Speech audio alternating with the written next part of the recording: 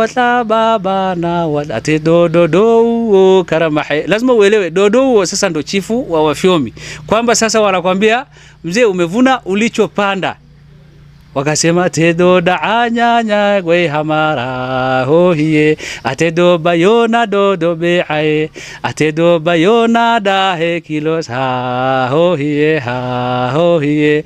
Ukaja sasa mwaka wa uchaguzi baada ya Nyerere kushika madaraka kwa maana ya chama cha tano. Kwa hiyo wazee huwa hawanaga haraka, ndo wazee wa kwetu huwa wanasubiri jambo lenyewe lije tupambane nalo, na kwa kweli wanajua namna ya kupambana nalo. Wazee wa Kihira wanajua kupambana kwa njia nyingine nyingi tu, ndio maana unaona haya maeneo yote tumeyachukua kutoka kwa makabila ambayo yalikuwa yanafaidi eneo hili. Kwa hiyo sasa ndo ule muda ukafika, wakasema sawa, muda wa uchaguzi umefika. Alafu chama cha tano imekuja na mgombea, na mgombea sasa akawa mtoto wa dodo huo, chifu wa Wafyomi. Sasa hebu fikiria fikiria sasa hiyo dabi inakuaje, kwa sababu wanamjua chifu wa Wafyomi kipindi kile na sisi ilikuaje wakati wa vita vya dunia. Ikaja sasa tena ngoma ya pili imewekwa kati, tano imemleta Amri Dodo. Wazee wakakaa, wakasema hii sasa mbona ni kama ile ile. Kwa hiyo sasa jamaa ametuzunguka kwa upande mwingine. Kwa hiyo sasa wazee wa Kihira wanajua namna kupambana kwa vita ambayo ni kwa njia nyingine kabisa. Kwa hiyo akasema hii vita bana, hii vita sasa sio ya mapanga, hii sio ya kupambana, hii vita sasa ni ya maneno na akili. Basi ndo kipindi sasa walivomleta sasa mgombea wa tano, wazee wakakaa wakawa namsikiliza Mwalimu.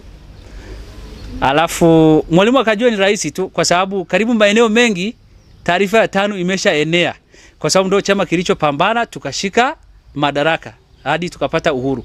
Sasa kwa kuwa habari ya tano imesha enea nchi nzima, kwa hiyo Mwalimu hata hakujali kwamba si na Mbulu ni sehemu ya nchi ya Tanzania.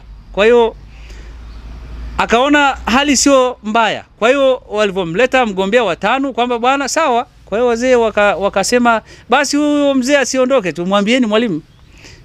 Wazee sasa wakati ule si hamna Kiswahili mingi. Kwa hiyo wakamwambia Mwalimu, mwambie Mwalimu toya, yani ile namna ya kufikisha ujumbe kutoka kwa mzee wa kimila hadi kwa Mwalimu, kwa sababu hakuna lugha ya moja kwa moja ya Kiswahili. Kwa hiyo wakamtafuta kijana anayejua Kiswahili, wakamwambia toya ahosari ila hanise ila hanise, yani mpe. Akamwambia toya gasa saudoroke ala saudo ahewake. Sasa lazima ni kufafanulie. Saudo ni uchaguzi. Kwa hiyo alivomuuliza kwamba mwambieni Mwalimu kama umekuja kwa ajili ya uchaguzi. Sasa uchaguzi kwani ni mtu mmoja? Unaambiwa katika swali ambalo limewahi kumsumbua Mwalimu ni hilo. Akatafakari akasema ni kweli, kwa kweli uchaguzi sio mtu mmoja.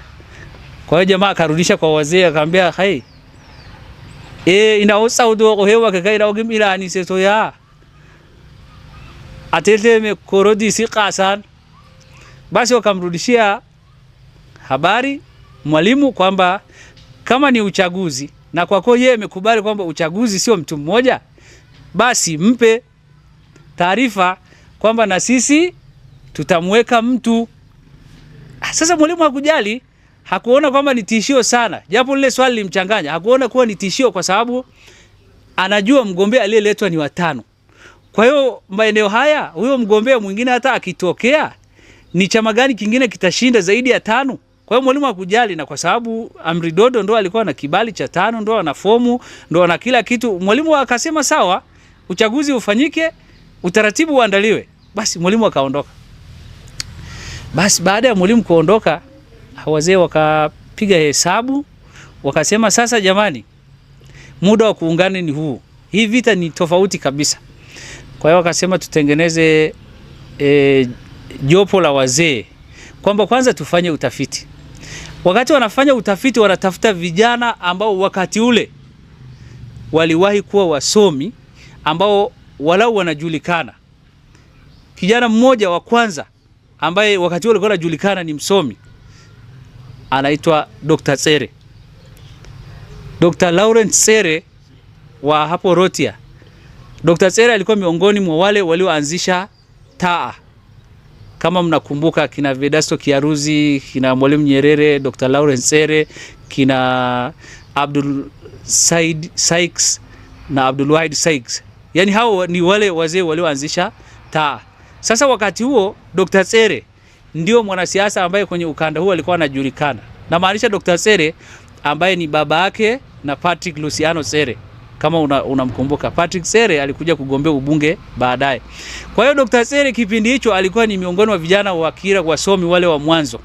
Sasa wazee walipouliza wakasema bana, Dr. Tsere akasema kwa kweli ni ngumu, kwa sababu mimi pia nchi inanihitaji kwenda kwenye habari ya afya, madaktari walikuwa wachache, na pia inawezekana Mwalimu asingekubali kwa sababu serikali ilikuwa inatafuta wataalamu.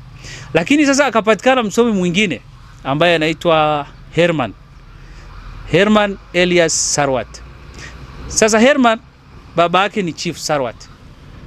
Kwa hiyo ukatengenezwa utaratibu kwamba wazee waende sasa wakamuombe.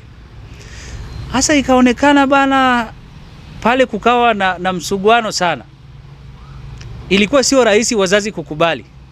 Kwa hiyo ilibidi wazee wa Kira wakae upya, wamtume Nade Bea. Kwa sababu Nade ndo mtu anayeheshimika, anayefahamika. Kwa hiyo familia ikakubali kabisa kwamba sasa bwana, siasa haitabiriki. Lolote laweza kutokea, kijana wetu anaweza kupoteza maisha huko na nini. Sasa haya mambo si tunakukabidhi wewe, iwe pamoja na ulinzi wa kijana wetu.